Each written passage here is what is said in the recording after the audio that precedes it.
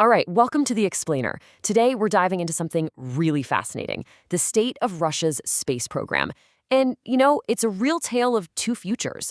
You've got these huge, grand dreams for the cosmos clashing right up against some pretty tough, down-to-earth problems. And it all kicked off with just one word, really. Поехали.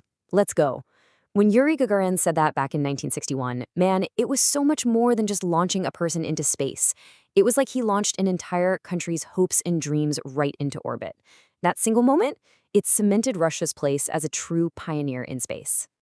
But fast forward to today, over 65 years later, and that incredible legacy, well, it's kind of at a crossroads. The whole program is being pulled in two completely different directions. On one hand, there's this huge, ambitious vision for what's next. But on the other, there's the heavy, heavy pull of problems happening right now, back on the ground. So let's talk about that first direction. Let's look at the grand vision. We're talking about a super ambitious plan to get back to the moon. But here's the twist. This time, they're doing it with a whole new crew of international partners. And the heart of this whole plan? It's something called the International Lunar Research Station, or ILRS for short. Now, this isn't just some one-off mission. No way. This is a plan to build a permanent base on the moon. And yeah, you can bet it's a direct competitor to the US-led Artemis program. The idea is for this base to do everything, from mining resources to eventually hosting human crews. But here's what's really interesting. Take a look at the team they're putting together. This is not your typical space club. Sure, you've got China and Russia as the big players, but look at all these other signatories. We're seeing a growing list of nations signing on, creating a whole new geopolitical bloc in space exploration. It's a clear move to create an alternative to the way things have been done for decades. And, this isn't just some dream on a piece of paper. They've got a whole roadmap laid out for decades to come. It's all broken down into 3 phases. Right now, we're in the reconnaissance phase, scoping things out. Then comes the heavy lifting, a solid decade of construction. And after that, starting around 2036, it's all about using the station for long-term research with people actually on the moon. Okay, so that's the big, shiny plan.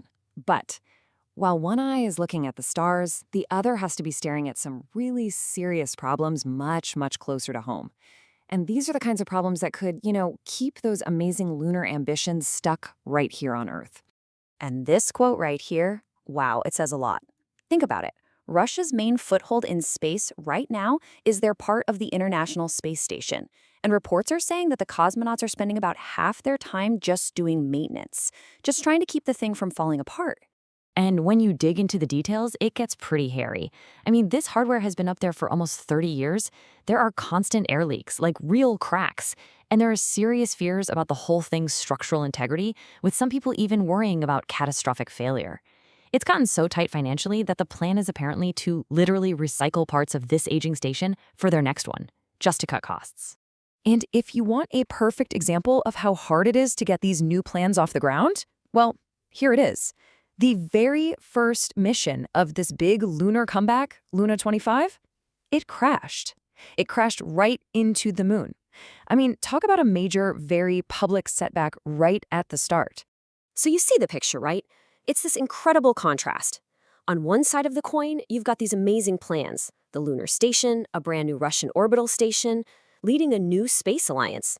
But then you flip the coin over, and you've got the harsh reality of today, a crumbling ISS, major mission failures, and scrapped plans because of cost. Okay, so with all those challenges facing the official state-run program, something else is starting to bubble up. A totally new and maybe even disruptive player is entering the game from inside Russia itself. And this is a big deal. For the first time ever, a private company has gotten the official green light for its own rocket design. It's called the Voronezh rocket, and it's a super light launcher built for one thing, cashing in on that booming market for small satellites. And listen, this isn't just an idea somebody sketched on a napkin. The design has been officially stamped as technically feasible. They have a clear path forward. They're looking at engine tests in 2027 and hoping for their first launch from Vostochny in 2029. It's happening. So why is this so important? Well, think about it. While these huge, expensive, state-run projects are struggling, you have this new thing popping up. It's not driven by national pride or geopolitics. It's driven by business, by commercial demand. It kind of suggests that where the government might be dropping the ball, private companies are spotting a huge opportunity. So you've got all these conflicting things happening at once, right? The big competition, the decay at home, this new private space race. How does it all fit together?